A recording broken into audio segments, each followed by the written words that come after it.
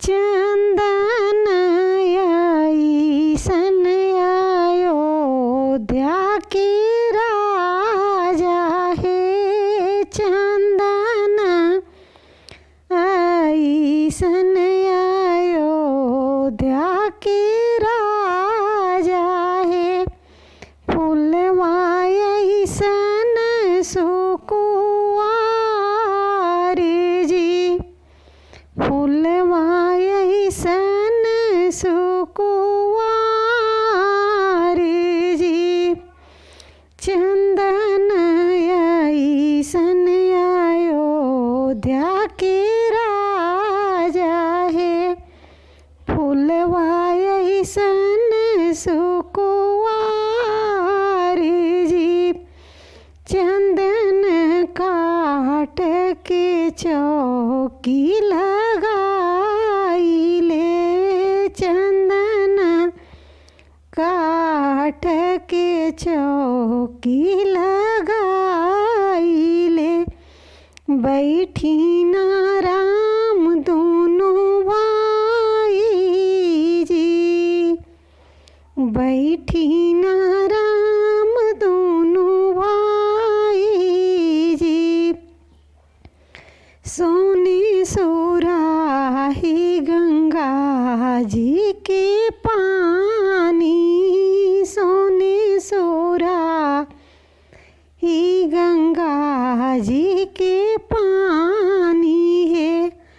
पाँव पखारे नौआ वारी जी, पाँव पखारे नौआ वारी जी। सोने के थाली में जेवना परोसिले, सोने की थाली में जेवना परोसिले।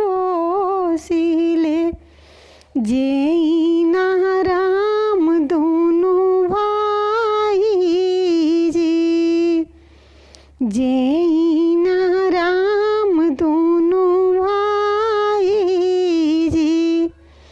जेवन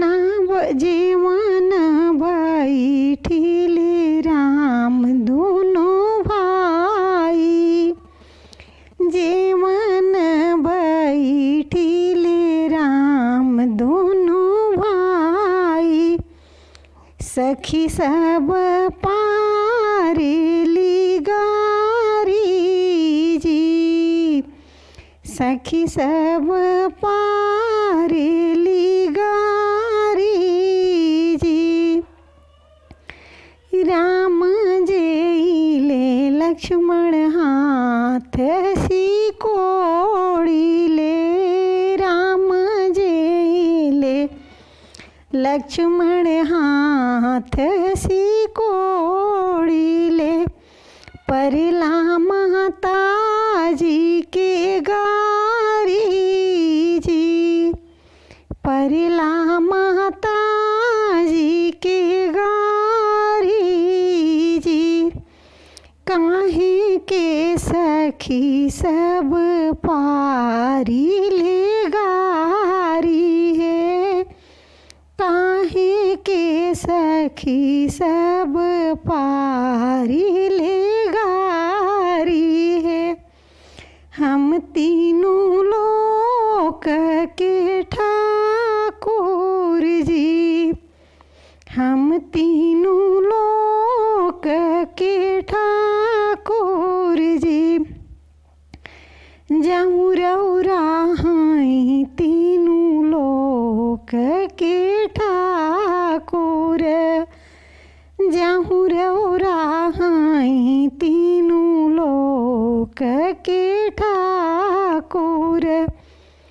का करे ऐनी ससुरारी जी, का करे ऐनी ससुरारी जी। गावहु सखी सब मिली जुली गारी है, गावहु सखी सब मिली जुली गारी है। हम लेब पटुका पसारी जी, हम लेबी पटुका पसारी जी। हमरा के गारी हमरी बापो के गारी, हमरा के गारी हमरा बापो के गारी।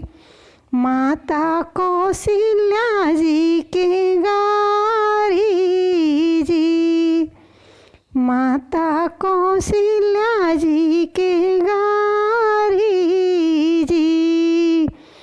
चंदन ऐसन अयोध्या के राजा है, चंदन ऐसन अयोध्या के राजा है।